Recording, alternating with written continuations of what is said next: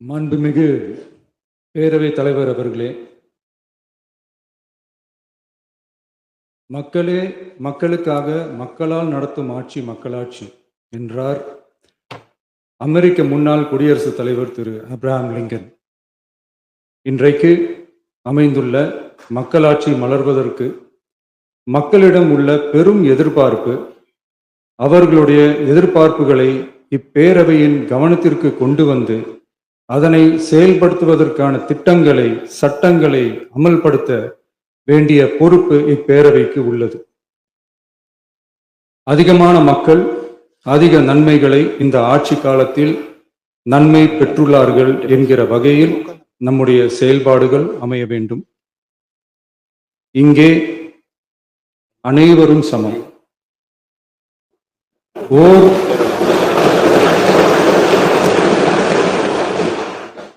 ஓர் உறுப்பினரை கொண்ட கட்சிகள் இங்கே இடம் பெற்றிருந்தாலும் அவர்களுடைய கருத்துகளுக்கும் அதிக எண்ணிக்கை பெற்ற தமிழக வெற்றி கழக உறுப்பினர்கள் தெரிவிக்கும் கருத்துகளுக்கும் சமமாகவே மதிப்பளிக்கப்பட்டு நல்லவை ஏற்கப்பட்டு அல்லவை நிராகரிக்கப்பட்டு ஜனநாயகத்தின் இதயமாகவும் மூளையாகவும் இப்பேரவை செயல்பட வேண்டும். அதற்குரிய வகையில் பெருமை வாய்ந்த வரலாற்று சிறப்பு கொண்ட இப்பேரவையை நடத்தி செல்லும் பண்பை பெற்றுள்ளவரையே தமிழக வெற்றி கழகம் முன்மொழிந்து தாங்கள் இன்றைக்கு இந்த ஆசனத்தில் அமர்ந்துள்ளீர்கள். மாண்புமிகு பேரவைத் தலைவர் அவர்களே, தாங்கள் பேரவைத் தலைவராக ஒருமனதாக தேர்ந்தெடுக்கப்பட்டுள்ளீர்கள். தங்களை இந்த ஆசனத்தில் மாண்புமிகு பேரவை முன்னவரும் எதிர்க்கட்சி தலைவரும் தங்களுடைய கரங்களை பிடித்து அழைத்து சென்று அமர வைத்தார்கள். இந்த சம்பிரதாயம் எப்படி வந்தது என்று சொன்னால் சுவாரஸ்யமாக இருக்கும். பெரிய வரலாறு சம்பவத்தில் உள்ளது. இங்கிலாந்து நாட்டில் உள்ள பாராளுமன்ற நடைமுறைகளை போன்றதே நம்முடைய பாராளுமன்ற நடைமுறைகளும். மன்னராட்சி இருந்த காலத்திலேயே அங்க பாராளுமன்றம் இயங்கியுள்ளது. அக்காலத்தில் அனைத்து அதிகாரங்களையும் பெற்ற மன்னரும் இருந்தார், பாராளுமன்றமும் இயங்கியது.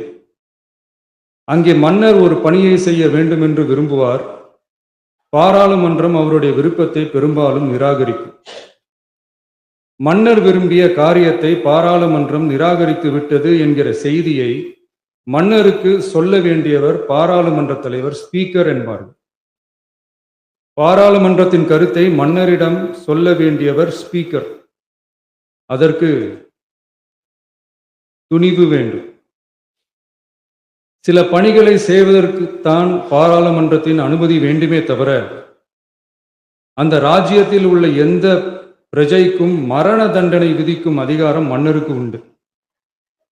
தான் விரும்பியதை பாராளுமன்றம் நிராகரித்து விட்டது என்று சொல்லும் ஸ்பீக்கருக்கு மரண தண்டனை விதிக்கும்படி ஆணையிடுவார். தலையை வெட்டி விடுங்கள் என்று ஆணையிடுவார்கள். இது பலமுறை நடந்ததால் யாருமே இந்த ஸ்பீக்கர் பதவிக்கு வர விரும்ப மாட்டார்கள்.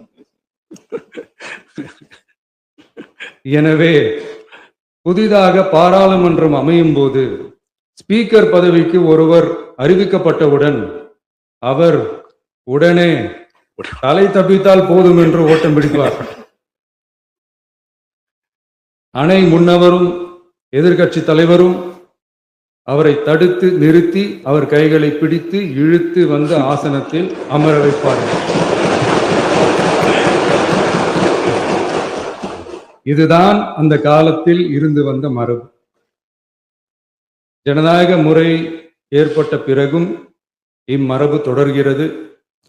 நிச்சயமாக தமிழக வெற்றி கழக உறுப்பினர்கள் அனைவருமே உங்களுக்கு உதவிகரமாகவே இருப்பார்கள் என்கிற வாக்குறுதியை இந்நேரத்தில் அளிக்க விரும்புகிறேன். பேரவையின் மாண்பையும் கண்ணியத்தையும் பேரவை உறுப்பினர்களின் கண்ணியத்தையும் காக்க வேண்டிய பொறுப்பை உங்களிடத்தில் ஒப்படைத்திருக்கிறார்கள்.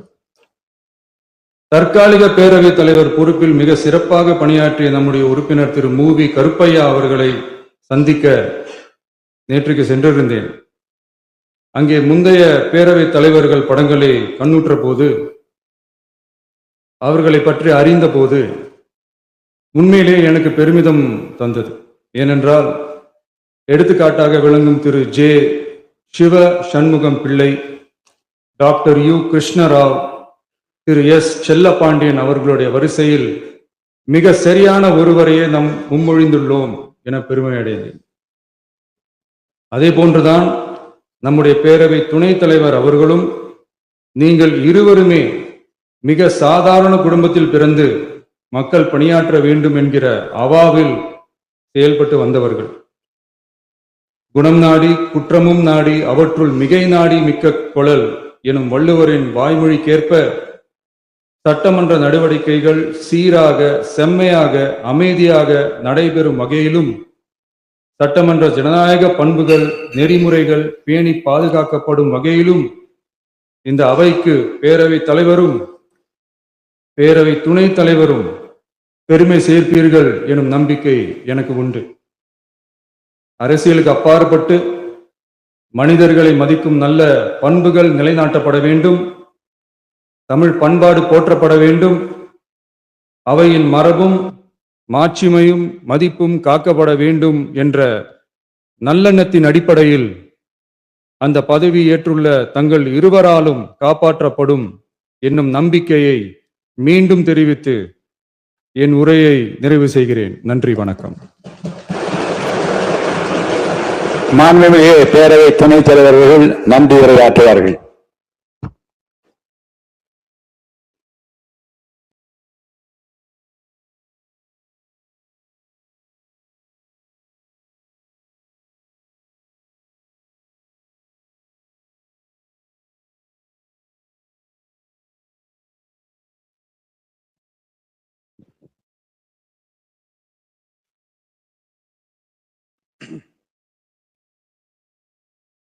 மாண்புமிகு பேரவைத் தலைவர் அவர்களே,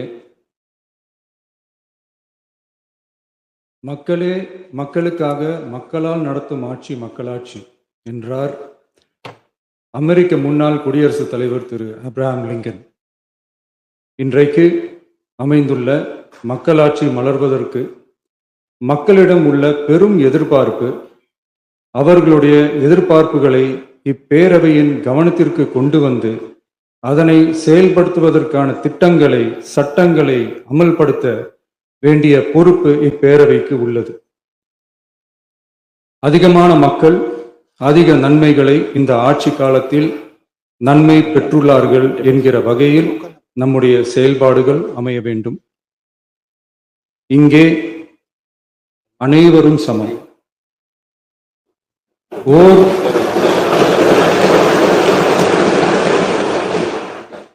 ஓர் உறுப்பினரை கொண்ட கட்சிகள் இங்கே இடம் பெற்றிருந்தாலும் அவர்களுடைய கருத்துகளுக்கும் அதிக எண்ணிக்கை பெற்ற தமிழக வெற்றிக் கழக உறுப்பினர்கள் தெரிவிக்கும் கருத்துகளுக்கும் சமமாகவே மதிப்பளிக்கப்பட்டு நல்லவை ஏற்கப்பட்டு அல்லவை நிராகரிக்கப்பட்டு ஜனநாயகத்தின் இதயமாகவும் மூளையாகவும் இப்பேரவை செயல்பட வேண்டும். அதற்குரிய வகையில் பெருமை வாய்ந்த வரலாற்று சிறப்பு கொண்ட இப்பேரவையை நடத்தி செல்லும் பண்பை பெற்றுள்ளவரையே தமிழக வெற்றிக் கழகம் முன்மொழிந்து தாங்கள் இன்றைக்கு இந்த ஆசனத்தில் அமர்ந்துள்ளீர்கள். மாண்புமிகு பேரவைத் தலைவர் அவர்களே, தாங்கள் பேரவைத் தலைவராக ஒருமனதாக தேர்ந்தெடுக்கப்பட்டுள்ளீர்கள். தங்களை இந்த ஆசனத்தில் மாண்புமிகு பேரவை முன்னவரும் எதிர்க்கட்சி தலைவரும் தங்களுடைய கரங்களை பிடித்து அழைத்து சென்று அமர வைத்தார்கள். இந்த சம்பிரதாயம் எப்படி வந்தது என்று சொன்னால் சுவாரஸ்யமாக இருக்கும். பெரிய வரலாறு சம்பவத்தில் உள்ளது. இங்கிலாந்து நாட்டில் உள்ள பாராளுமன்ற நடைமுறைகளை போன்றதே நம்முடைய பாராளுமன்ற நடைமுறைகளும். மன்னராட்சி இருந்த காலத்திலேயே அங்க பாராளுமன்றம் இயங்கியுள்ளது.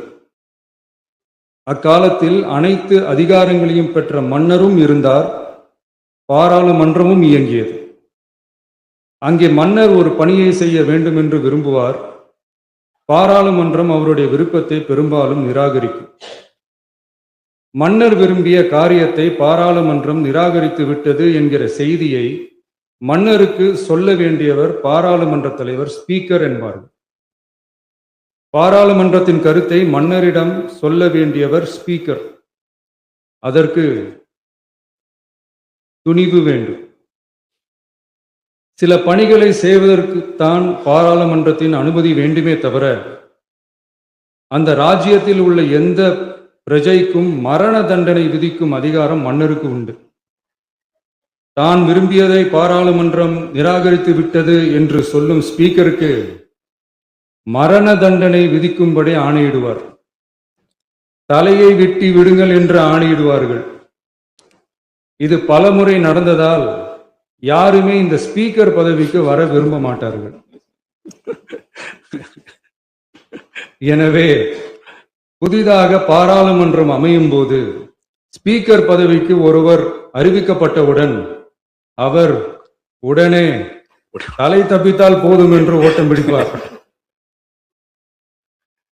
அணை முன்னவரும் எதிர்க்கட்சி தலைவரும் அவரை தடுத்து நிறுத்தி அவர் கைகளை பிடித்து இழுத்து வந்து ஆசனத்தில் அமர வைப்பார்கள். இதுதான் அந்த காலத்தில் இருந்து வந்த மரபு.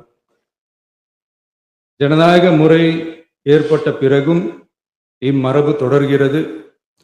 நிச்சயமாக தமிழக வெற்றி கழக உறுப்பினர்கள் அனைவருமே உங்களுக்கு உதவிகரமாகவே இருப்பார்கள் என்கிற வாக்குறுதியை இந்நேரத்தில் அளிக்க விரும்புகிறேன். பேரவையின் மாண்பையும் கண்ணியத்தையும் பேரவை உறுப்பினர்களின் கண்ணியத்தையும் காக்க வேண்டிய பொறுப்பை உங்களிடத்தில் ஒப்படைத்திருக்கிறார்கள். தற்காலிக பேரவைத் தலைவர் பொறுப்பில் மிக சிறப்பாக பணியாற்றிய நம்முடைய உறுப்பினர் திரு மூவி கருப்பையா அவர்களை சந்திக்க நேற்றுக்கு சென்றிருந்தேன். அங்கே முந்தைய பேரவைத் தலைவர்கள் படங்களை கண்ணுற்ற போது, அவர்களை பற்றி அறிந்த போது உண்மையிலே எனக்கு பெருமிதம் தந்தது. ஏனென்றால் எடுத்துக்காட்டாக விளங்கும் திரு ஜே சிவ சண்முகம் பிள்ளை, டாக்டர் யு கிருஷ்ணராவ், திரு எஸ் செல்லப்பாண்டியன் அவர்களுடைய வரிசையில் மிக சரியான ஒருவரையே நாம் முன்மொழிந்துள்ளோம் என பெருமை அடைந்தேன். அதே போன்றுதான் நம்முடைய பேரவை துணைத் தலைவர் அவர்களும் நீங்கள் இருவருமே மிக சாதாரண குடும்பத்தில் பிறந்து மக்கள் பணியாற்ற வேண்டும் என்கிற அவாவில் செயல்பட்டு வந்தவர்கள். குணம் நாடி குற்றமும் நாடி அவற்றுள் மிகை நாடி மிக்க கொளல் எனும் வள்ளுவரின் வாய்மொழிக்கேற்ப சட்டமன்ற நடவடிக்கைகள் சீராக, செம்மையாக, அமைதியாக நடைபெறும் வகையிலும் சட்டமன்ற ஜனநாயக பண்புகள், நெறிமுறைகள் பேணி பாதுகாக்கப்படும் வகையிலும் இந்த அவைக்கு பேரவை தலைவரும் பேரவை துணைத் தலைவரும் பெருமை சேர்ப்பீர்கள் எனும் நம்பிக்கை எனக்கு உண்டு. அரசியலுக்கு அப்பாற்பட்டு மனிதர்களை மதிக்கும் நல்ல பண்புகள் நிலைநாட்டப்பட வேண்டும். தமிழ் பண்பாடு போற்றப்பட வேண்டும். அவையின் மரபும் மாட்சிமையும் மதிப்பும் காக்கப்பட வேண்டும் என்ற நல்லெண்ணத்தின் அடிப்படையில் அந்த பதவி ஏற்றுள்ள தங்கள் இருவராலும் காப்பாற்றப்படும் என்னும் நம்பிக்கையை மீண்டும் தெரிவித்து என் உரையை நிறைவு செய்கிறேன். நன்றி, வணக்கம்.